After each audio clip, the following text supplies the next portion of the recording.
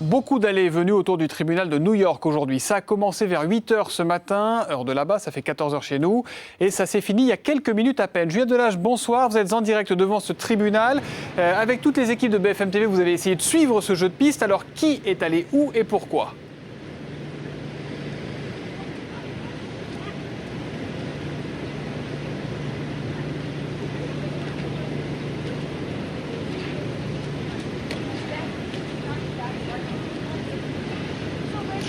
Écoutez, oui, ça a été assez difficile à suivre tout au long de la journée. Un peu avant 9h, le procureur Cyrus Vance est venu ici à son bureau. Il est ressorti de l'immeuble quelques instants après, assailli, vous l'imaginez, par les photographes et caméramans.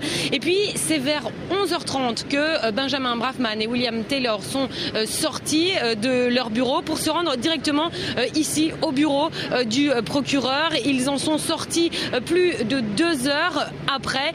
En sortant de cette réunion, on a pu apercevoir assez brièvement Ben Brafman et William Taylor. Ben Brafman se disait confiant, même si au jour d'aujourd'hui, au moment où l'on parle, l'affaire DSK continue. Dominique Strauss-Kahn est toujours sous le coup de cette chef d'inculpation. Je propose d'écouter Ben Brafman, assez confiant mais très rapide.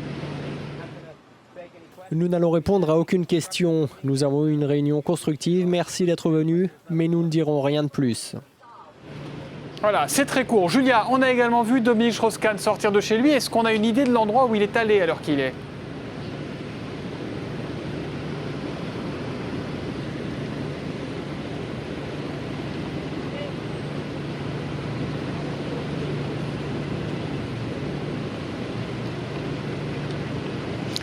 Écoutez, vraisemblablement, Dominique Strauss-Kahn et son épouse Anne Sinclair sont sortis de chez eux pour se rendre dans un bureau où ils pourraient rencontrer leurs 2 avocats, Ben Brafman et William Taylor, sans nul doute pour analyser cette réunion avec les services du procureur.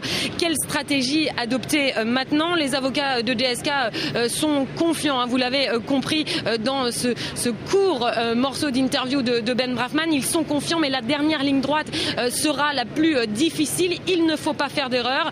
Il faut continuer de détruire la crédibilité de l'accusatrice en attendant évidemment une prochaine audience qui, je vous le rappelle, pour l'instant est toujours fixée au 18 juillet. Merci Juliette Delage en direct de New York et pardon pour le très long délai entre les questions et les réponses.